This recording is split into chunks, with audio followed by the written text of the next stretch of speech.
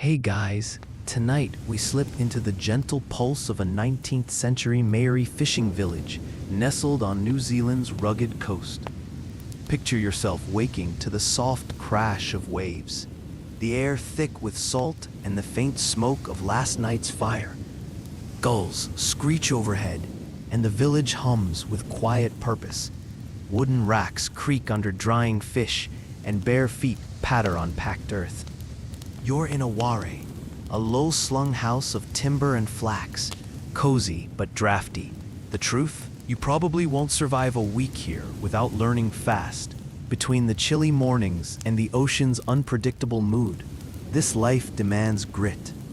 So, before you get comfortable, take a moment to like the video and subscribe, but only if you genuinely enjoy what I do here. Drop a comment with your location and local time. I love knowing where you're drifting off from.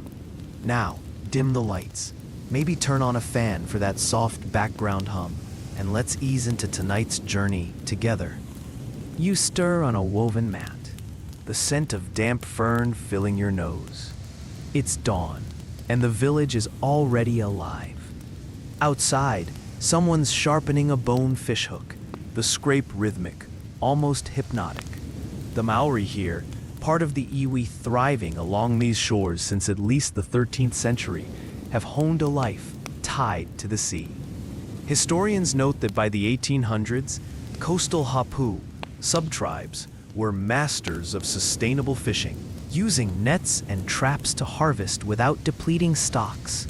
You roll over, blinking at the light filtering through gaps in the ware's walls.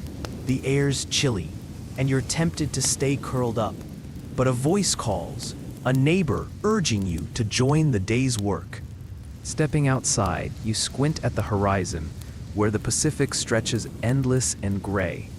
The village, maybe 50 souls, clusters around a small bay, its pa, a fortified hill, looming nearby.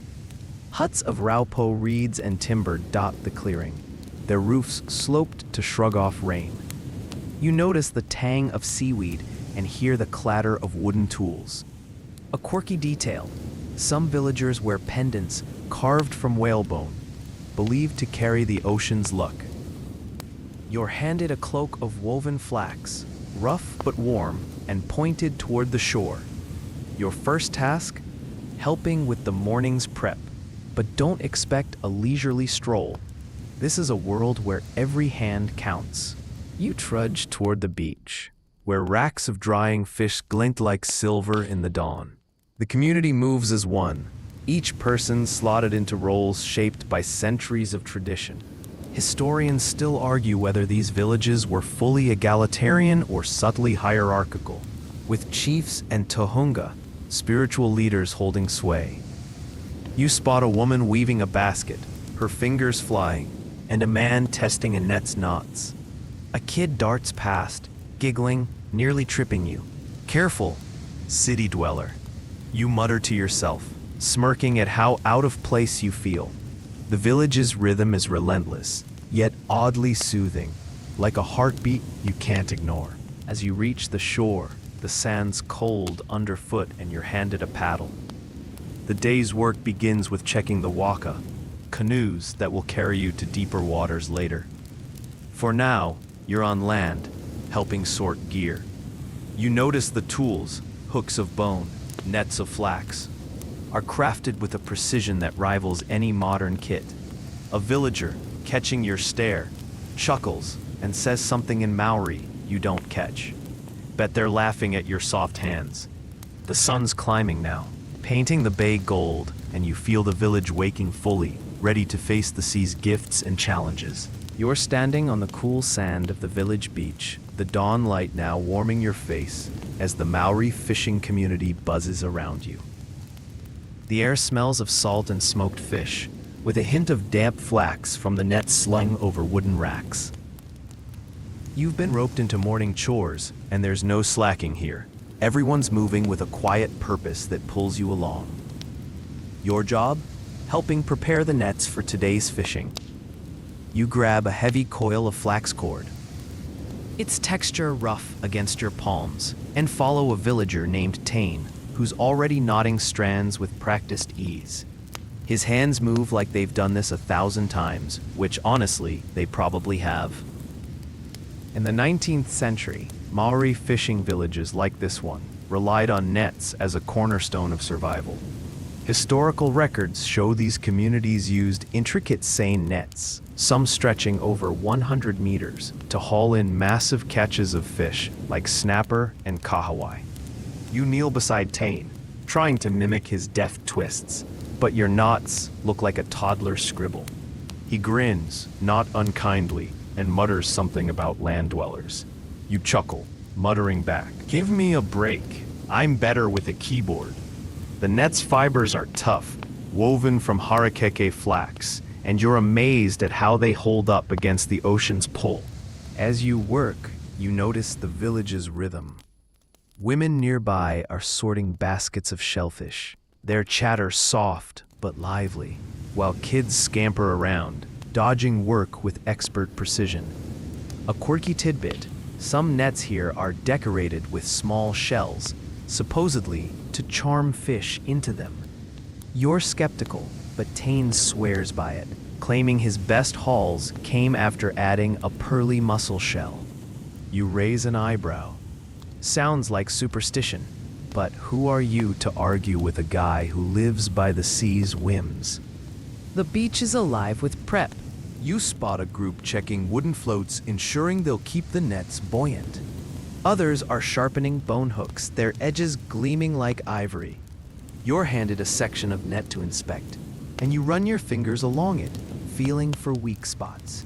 It's tedious, but the repetitive motion is oddly calming, like folding laundry on a quiet Sunday. Historians still argue whether these villages prioritized communal effort over individual skill. Some say every knot was a group project. Others insist master weavers held the real power. You're not sure, but the way Tane corrects your sloppy work suggests he's got some clout. A breeze picks up, carrying the tang of seaweed and the distant bark of a dog. You glance at the waka canoes bobbing in the shallows, their carved prows glinting. You'll be out there soon, but for now, it's all about the nets. You fumble another knot, and Tane laughs, clapping your shoulder. "You'll get it by sundown," he says, and you're not sure if he's joking or optimistic. Either way, you're caught in the village's flow. The morning's work, weaving you into its fabric. The sun's higher now, and you feel the day's momentum building, pulling you toward the next task. Time to head to the tidal pools. You're trudging along the rocky shoreline now, the sand giving way to slick stones under your bare feet. The morning sun glints off the tidal pools, each one a miniature world of crabs, limpets, and seaweed swaying like tiny forests. You're with a group of villagers foraging for kaimawana, seafood treasures the Maori have harvested for centuries. The air's sharp with salt, and the crash of waves nearby keeps a steady rhythm, almost lulling you despite the chilly water lapping at your ankles. You're here to gather mussels and paua, but don't get cocky. One wrong step on these rocks, and you're eating seaweed the hard way. Historical accounts from the 19th century show Maori coastal communities were experts at foraging, collecting everything from shellfish to sea urchins without over-harvesting. You're following a woman named Hine, who's pointing out the best spots with a wooden stick. She's quick, plucking mussels from rocks with a flick of her knife, and you try to keep up, your hands clumsy and cold. A quirky detail: some foragers tie a small stone to their belts, believing it grounds them against the tide's pull. You're tempted to try it, but Hine catches your hesitation and smirks. "City feet, huh?" she teases. You laugh, muttering, "Yeah, my sneakers are crying somewhere." You crouch at a pool, spotting a pawa's iridescent shell gleaming under the water. Hine shows you how to pry it free without damaging the meat. Slow, steady pressure, no yanking. The shell's heavy, its colors shifting like oil on water, and you're struck by how these were once traded as far inland as the Waikato. You tuck it into a woven flax basket, already half full with mussels. The work's repetitive, almost meditative, and you find yourself sinking into the task. The village's hum fading into the background. Historians still argue whether foraging was women's work or a shared task in these villages. Some sources claim gender roles were fluid, with men and women both gathering kaimoana, while others suggest women dominated shoreline foraging. You glance at Heine, who's now teaching a younger girl to spot edible seaweed. It feels communal, but her expertise hints at a specialized role. You fumble a mussel, dropping it back into the pool, and Heine chuckles. Feed the fish later, she says, and you grin, shaking your head at your own incompetence. The tide's starting to turn, and you're told to hurry. High water will hide the best pools soon. You move faster, scanning for the telltale sheen of paua or the knobby clusters of mussels. A crab scuttles past, and you jump, nearly slipping. The group laughs, and you mutter, "Not my fault, crabs are sneaky." The basket's getting heavy, and your fingers are pruned, but there's a quiet pride in the growing haul. You glance back at the village, where smoke curls from a cooking fire. The kaimoana you're collecting will feed everyone tonight, and that thought pulls you deeper into the day's flow, ready for what comes next. You're back on the beach now, the tidal pool's behind you, and the sun's climbing higher, warming the damp chill off your skin. The village hums with purpose, and you've been pulled into a new task, helping carve a waka, one of the sleek canoes that carry this Maori fishing community to the ocean's bounty. You're standing near a half-finished hull, its timber smoothed by adzes and smelling faintly of fresh wood and sea salt. The waka's curves are elegant, almost alive, and you're handed a bone tool, its edge sharp enough to make you nervous. This is no hobby project. One wrong cut, and you're the village idiot who ruined a canoe. In the 19th century, Maori waka were engineering marvels, crafted from totara or kauri trees and built to withstand the Pacific's temper. You're working with Kahu, a wiry carver whose hands move like they're dancing with the wood. He shows you how to shave thin curls from the hull, each stroke precise. You try, but your cut's too deep, leaving a gouge. Kahu sighs, half smiling. "You're building a shelf, not a boat," he quips. You laugh, muttering, "Guess I'm better at scrolling than carving." The bone tool feels alien, and you're starting to respect the skill behind every curve of this waka, a quirky tidbit. Some carvers etch tiny patterns into the wood, not for show, but to speak to the sea's spirits. You spot faint spirals on the prow, and Kahu nods when you ask, saying they honor Tangaroa, the ocean god. You're not sure if you buy the mysticism, but the patterns are beautiful, catching the sunlight like ripples. You keep shaving, slowly getting the hang of it, your hands finding a rhythm. The repetitive motion is soothing, like knitting or stacking firewood, and you lose yourself in the task. Wood chips piling at your feet. Historians still argue whether waka building was a sacred craft reserved for specialists or a communal effort. Some say only trained Tahunga Whakairo, master carvers, shaped the hulls, while others claim entire hapu pitched in. Kahu's expertise suggests he's no amateur, but you see villagers of all ages nearby, sanding or hauling timber. You nick your finger, not deep, but enough to make you wince.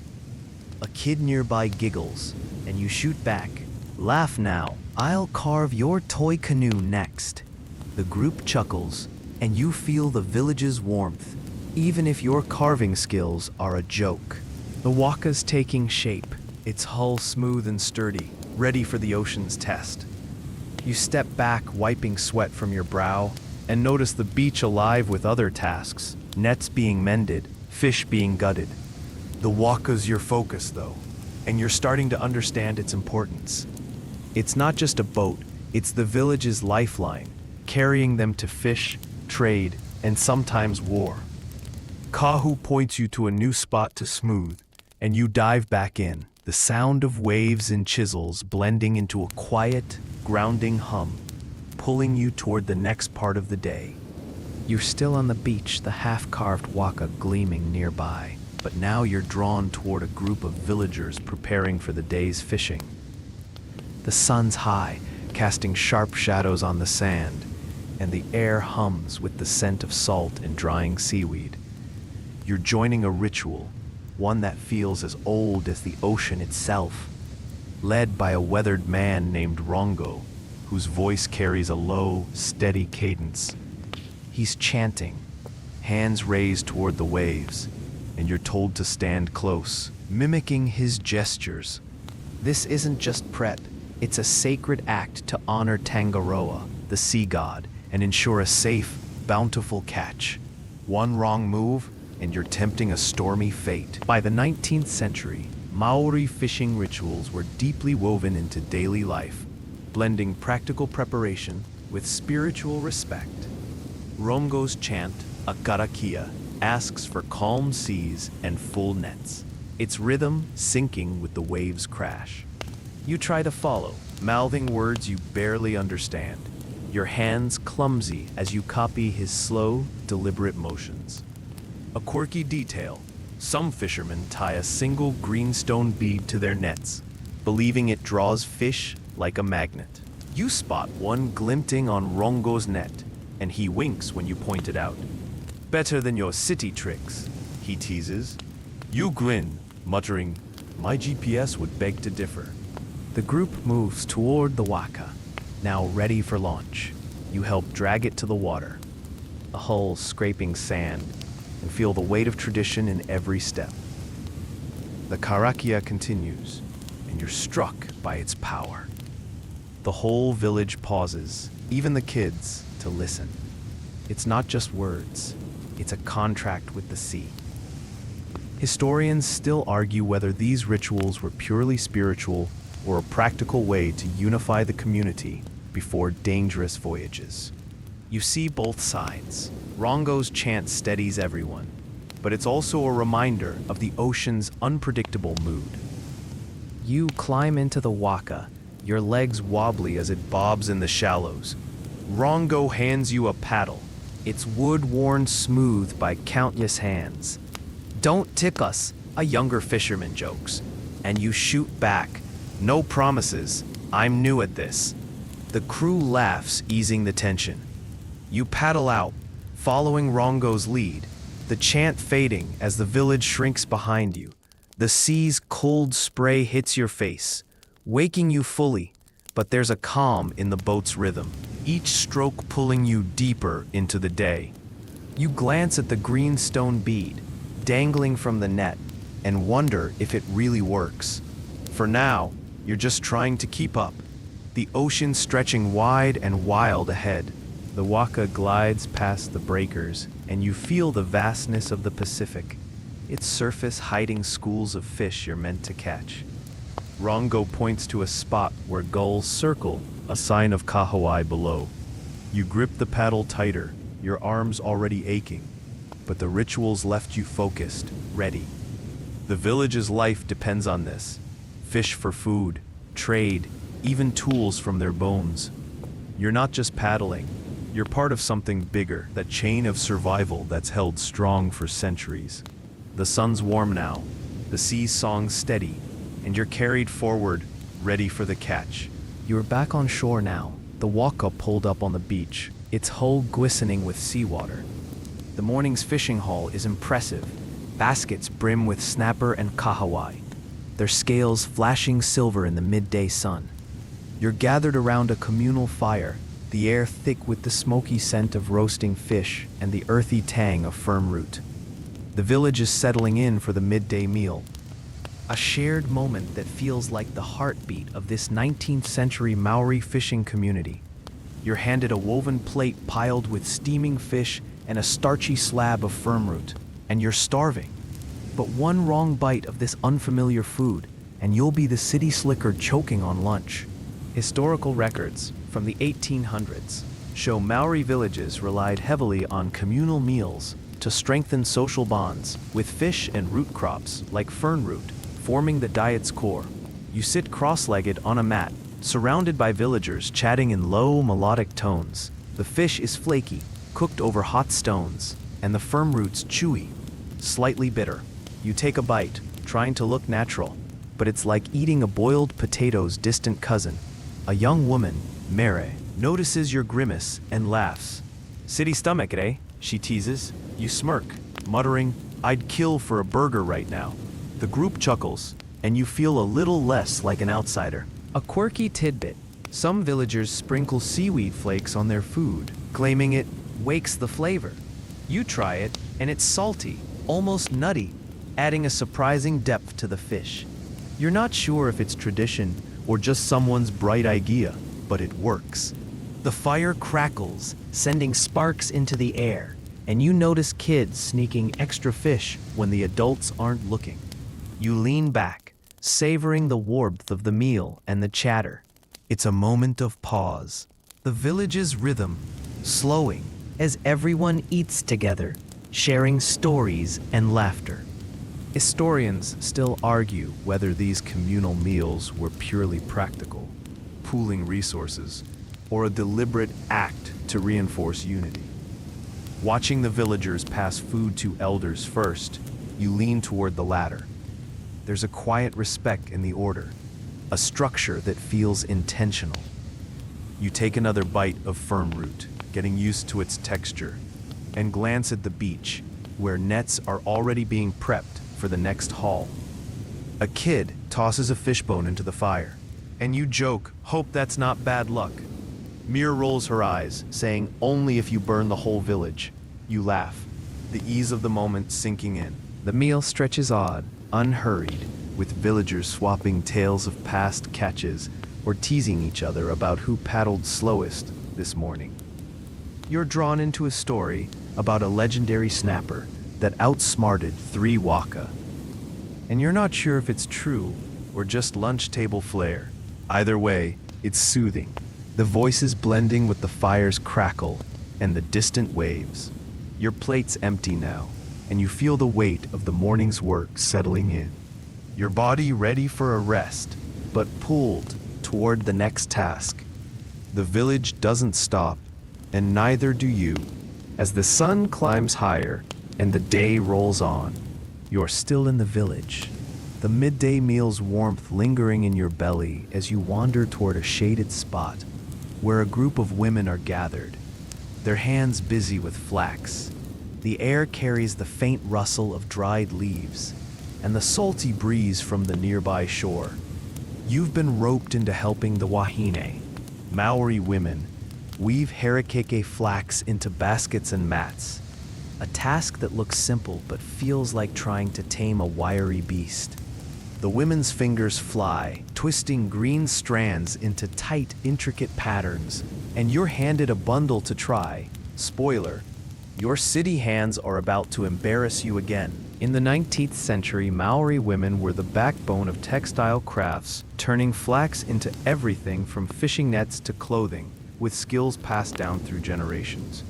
You sit beside Aroha, a weaver with a sharp eye and a sharper tongue, who shows you how to strip the flax's tough outer layer to reveal its fibrous core. Your first attempt is a mess, fibers snapping, strands tangling. Aroha smirks, saying, "You weave like a drunk eel." You laugh, muttering, "At least eels don't need Wi-Fi." The group chuckles, and you feel the camaraderie, even if your weaving looks like a bird's nest gone wrong. A quirky tidbit. Some weavers hum specific tunes while working, believing the rhythm guides their hands to stronger patterns. Aroha's soft chant fills the air, almost hypnotic, and you try to match her pace, your fingers stumbling less as you go. The flax smells fresh, like cut grass, and its texture is both tough and pliable. You're weaving a small basket, meant for carrying mussels, and you're starting to see how this craft isn't just practical.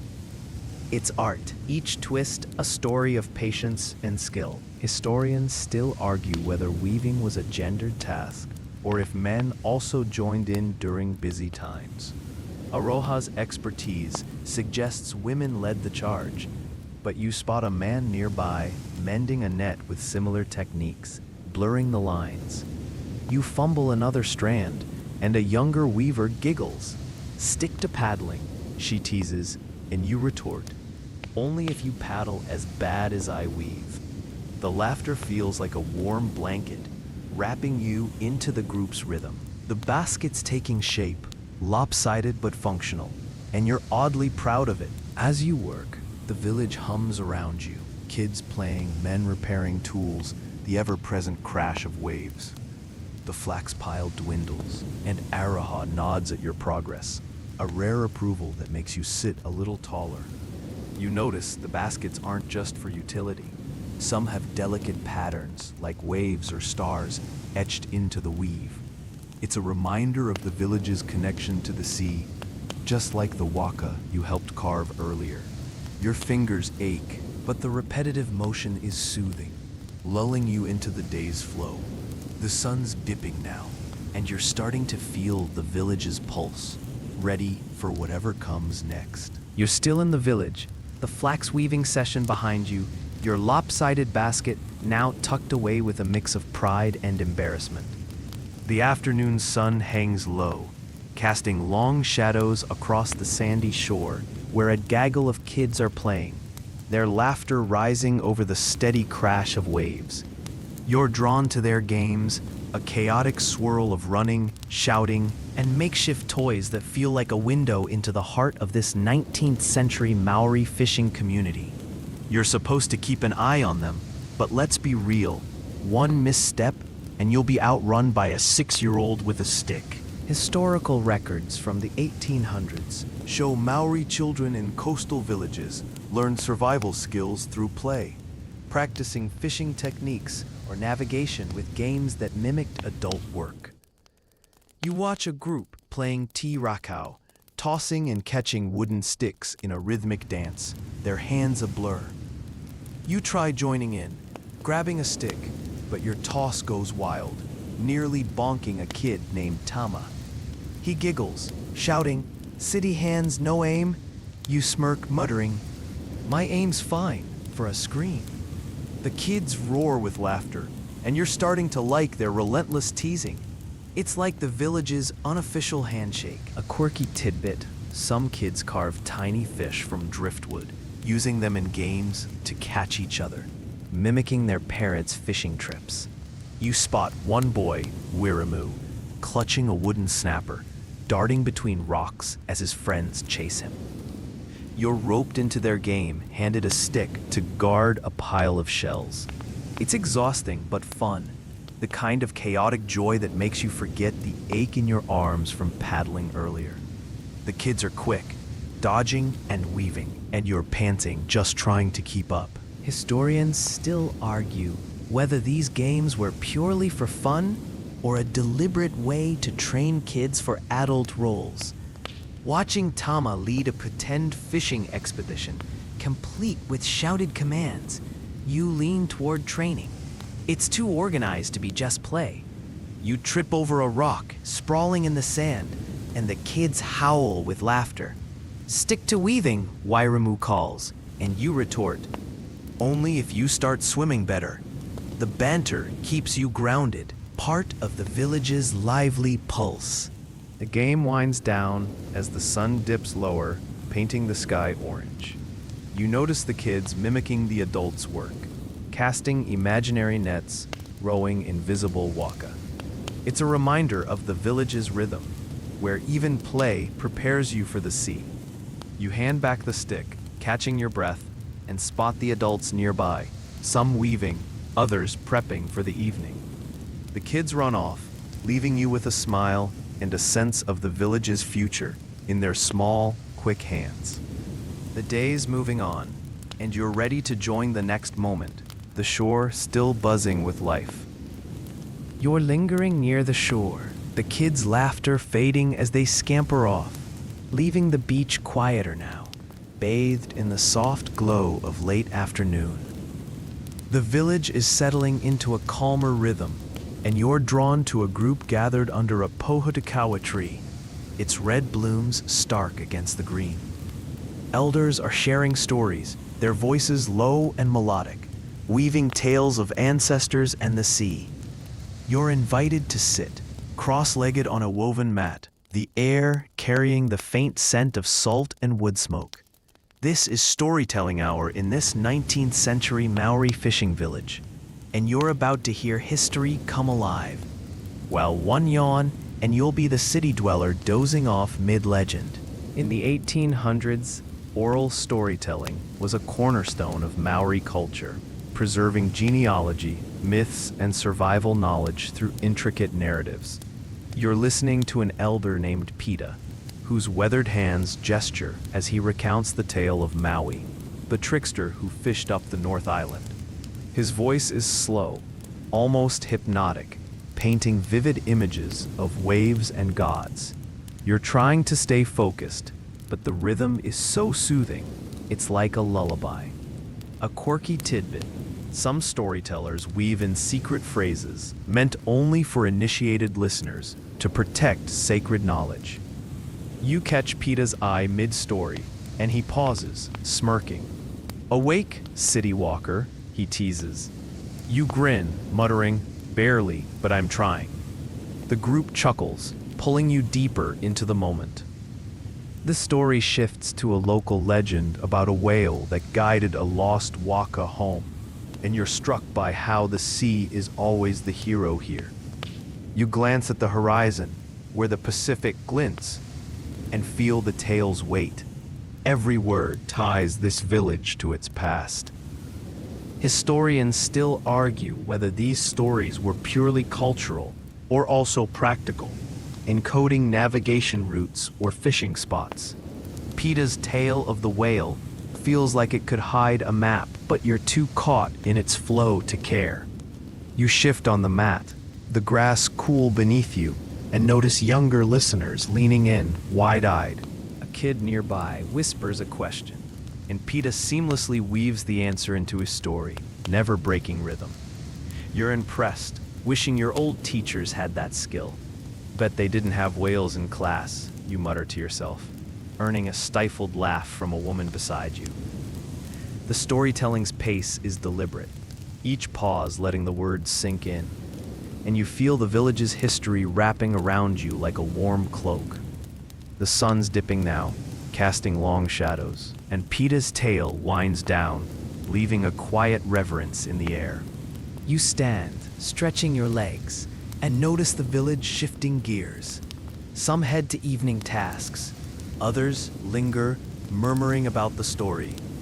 You're still humming with the tale of Maui and the whale, feeling the village's past alive in its present.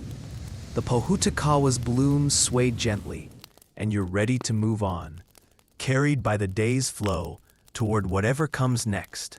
The sea's whisper ever present in the background. You're moving away from the Pohutakawa tree now, the elder's story of Maui and the whale still echoing in your mind as the village hums with late afternoon activity. The air's cooling, carrying the sharp tang of salt and the faint smoke of cooking fires. You've been roped into a new task, joining a group bartering with a visiting hapu, a neighboring sub-tribe who've arrived by waka, their canoes laden with goods. The exchange is happening near the beach, where mats are spread with dried fish, flax baskets, and carved tools. You're handed a bundle of smoked kahawai to offer, but one bad haggle, and you'll be the city fool trading fish for nothing. In the 19th century, Maori coastal villages thrived on trade networks, swapping seafood, flax goods, and tools across regions, sometimes as far as the South Island. You stand beside a villager named Kura, who's sizing up a stack of greenstone pendants from the visitors. She shows you how to present the fish, holding it high to catch the light. Apparently, it's all about the show. You try, but your stance is awkward, and Kura laughs. "You look like a seagull with a cramp," she quips. You chuckle, muttering, "At least seagulls don't need wallets." The group snickers, and you feel the easy warmth of their teasing. A quirky tidbit: some traders slip a single feather into their goods, a sign of trust to seal the deal. You notice a visitor tuck a huia feather into a basket of kumara, and Kura nods approvingly. You hand over your fish, trading for a small bone carving, its smooth curves cool in your palm. The exchange is lively but calm, voices rising and falling like the waves nearby. You're struck by how everyone seems to know the value of each item. No coins, just instinct and tradition guiding the barter. Historians still argue whether these trade networks were purely economic or also a way to strengthen alliances between hapu. Watching Kura greet a visitor like an old friend, you lean toward the latter. There's a warmth here that feels like more than business. You fumble the carving, nearly dropping it, and a kid nearby giggles. "City hands again," he calls, and you retort, "Better than your sticky fingers." The laughter keeps the mood light, and you're starting to get the rhythm of the trade, watching goods change hands with practiced ease. The visitors' waka bob in the shallows, and you notice the sky turning golden, signaling the day's end is near. You help fold the mats as the barter wraps up. Your bundle of fish now swapped for tools and a few kumara. The visitors prepare to leave, their canoes loaded with your village's goods. You feel the pulse of connection, not just within your village, but across the coast, tying hapu together. The sun dips lower, and you're ready to move on. The sea's steady hum, pulling you toward the evening's tasks. You're walking away from the trading mats now, the bartered bone carving tucked safely in your flax pouch. Its smooth weight, a small trophy of your clumsy haggling. The late afternoon light bathes the village in a warm glow, and the air hums with the scent of sea salt and distant cooking fires. You're drawn toward a small clearing near the pa, where a tuhunga, a spiritual leader, is preparing a ceremony to bless the ocean. The villagers are gathering, their voices hushed, and you're told to stand close, your presence welcomed, but your city habits under scrutiny. One wrong move, and you'll be the outsider who tripped over sacred ground. In the 19th century, Maori spiritual practices were deeply tied to the environment, with Tohunga leading rituals to honor deities like Tangaroa, the sea god, ensuring safe voyages and bountiful catches. The Tohunga, an elder named Hemi, stands before a carved wooden post, his cloak adorned with feathers that catch the breeze. He's chanting a karakia, its cadence slow and resonant, and you're handed a sprig of kawakawa to hold, a gesture of respect. You try to mimic the villager's solemn stance, but your grip's too tight, and Hemi's sharp eyes catch it. "Relax, city walker," he murmurs, smirking. You grin, whispering, "Easier said than done." The group chuckles softly, easing you into the moment. A quirky tidbit. Some Tohunga weave seaweed into their cloaks, believing it carries the ocean's voice. You spot dark strands in Hemi's garment, glinting like wet stone, and it adds a mystical weight to his presence. The ceremony begins with offerings, shells and fish placed at the post's base. You step forward, laying your kawakawa sprig down, and feel the group's eyes on you. It's humbling, the act tying you to the sea's vastness, and the chant's rhythm is like a heartbeat, steady and grounding. You're not sure if you believe in Tangaroa, but the ritual's pull is undeniable. Historians still argue whether these ceremonies were purely spiritual or also practical, signaling the community to prepare for fishing or trade. Watching Hemi's precise gestures, you think it's both, unifying the village while asking for the ocean's favor. A gull cries overhead, and a kid nearby whispers, it's a sign of Tangaroa's approval. You mutter, "Hope he likes my sprig then," earning a stifled laugh from a villager. The ceremony continues, Hemi's voice rising as he calls to the sea, and you feel the village's unity, every face turned toward the waves. As the karakia ends, the group disperses slowly, some touching the carved post for luck. You linger, watching the sea shimmer under the fading sun. The rituals left you calm, connected to something bigger than the day's tasks. You remember the greenstone bead from the fishing prep. Same vibe, different moment. The village is shifting now, readying for evening, and you're carried along, the ocean's hum, a constant companion as you move toward the next part of the day. You're back on the beach now, the Tohunga's ocean blessing still lingering in your mind like a soft echo. The carved post and kawakawa sprig tying you to the village's rhythm. The sun's dipping low, painting the sky in hues of orange and pink, and the air carries a cool edge mixed with the familiar tang of salt and drying fish. You've been handed a new task, mending nets as evening settles over this 19th century Maori fishing village. You're sitting with a small group, the sand cool beneath you, working on a tangle of flax cords stretched across a wooden frame. One sloppy knot, and you'll be the city dweller who let the big catch slip away. In the 1800s, net repair was a daily ritual in Maori coastal communities, ensuring the tools that fed the village stayed strong against the ocean's pull. You're paired with Tane again, the net expert from earlier, who's eyeing your clumsy fingers with a mix of patience and amusement.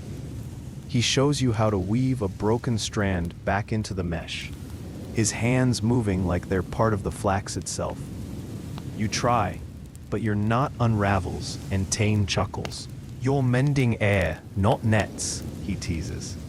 You smirk, muttering, "Good thing fish don't swim in my Wi-Fi." The group laughs, and you feel the warmth of their banter, easing your frustration. A quirky tidbit. Some villagers tie a single shell to their net's edges, claiming it sings to fish in the current. You notice a small pearlescent shell on Tane's net, glinting in the fading light, and he shrugs when you ask, saying it's tradition, not magic. You're not convinced, but you focus on the repair, looping flax with slow, deliberate twists. The repetitive motion is calming, like folding clothes or stirring a pot, and you start to find a rhythm, even if your knots are still a bit lumpy. The beach is quiet now, save for the waves and the soft chatter of your group. Historians still argue whether net mending was a communal task or left to skilled specialists. Tane's expertise hints at the latter, but you see kids and elders nearby, all pitching in, suggesting everyone had a hand in keeping the nets ready. You snag your finger on a rough cord, wincing, and a woman nearby grins. "City skin's too soft," she says, and you retort, "At least I'm not scared of a splinter." The laughter keeps you grounded, and you're starting to feel the net's importance. It's not just a tool, but a lifeline, like the waka you carved earlier. The sun's nearly gone now, and the nets are taking shape, their meshes tight and ready for tomorrow's haul. You glance at the sea, its surface dark and restless, and feel a quiet pride in your small contribution. The village is winding down, fires glowing in the distance, and you're carried by the day's flow, the repetitive work lulling you toward the evening's calm. Tane nods at your latest knot, not perfect, but passable, and you're ready to move on. The ocean's hum, a steady backdrop to the village's life. You're still on the beach, the repaired nets now neatly coiled, their flax cords glinting faintly under the last streaks of twilight. The village is quieting, the air cool and heavy with the scent of salt and damp earth. You've been pulled into a new task, learning to read the stars for night fishing, a skill that feels like deciphering a cosmic map. You're with a small group, standing near the water's edge, where a villager named Rawiri points to the sky, his voice low and steady. The stars are sharp against the dark, and you're trying to follow, but one wrong squint and you'll be the city fool lost at sea. In the 19th century, Maori navigators used celestial navigation to guide waka through the Pacific, relying on stars like Matariki to mark seasons and routes. Rawiri traces a pattern, Te Waka Orangi, the canoe of heaven, showing you how its stars point to fishing grounds. You tilt your head, struggling to see the canoe shape, your eyes more used to phone screens than constellations. Rawiri smirks, noticing your confusion. City eyes blind to the sky, he teases. You chuckle, muttering, "Give me a star app, and I'm golden." The group laughs, their voices soft against the wave's rhythm. A quirky tidbit. Some navigators claim certain stars pulse brighter when fish are near. A belief Rawiri swears by as he points to a twinkling dot. You're skeptical, but mesmerized. The sky a vast canvas of stories and guides. He teaches you to spot key stars, like Tauturu, for direction, and you try memorizing their positions, feeling like a kid learning the alphabet. The process is slow, almost meditative, and you find yourself sinking into the lesson, cool sand grounding you as the stars seem to hum above. Historians still argue whether star navigation was a specialized skill or widely known among Maori fishers. Rawiri's confidence suggests he's a master, but you see younger villagers listening closely, soaking it in. You point to a star, guessing its name. Rawiri corrects you gently. "Not even close," he says, and a kid nearby giggles. "Stick to paddling," the kid quips, and you retort, "Only if you navigate better." The banter keeps the mood light, and you're starting to grasp the basics, tying this moment to the waka you helped carve. It's all about the sea. The lesson continues, Rawiri's voice blending with the ocean's hum, guiding you through constellations that map the night. You're struck by the precision, each star a marker for survival. The village is dark now, save for firelight flickering in the distance, and you feel the weight of the day settling in. The stars are your guide tonight, just as they'll guide tomorrow's fishing. You're ready to move on.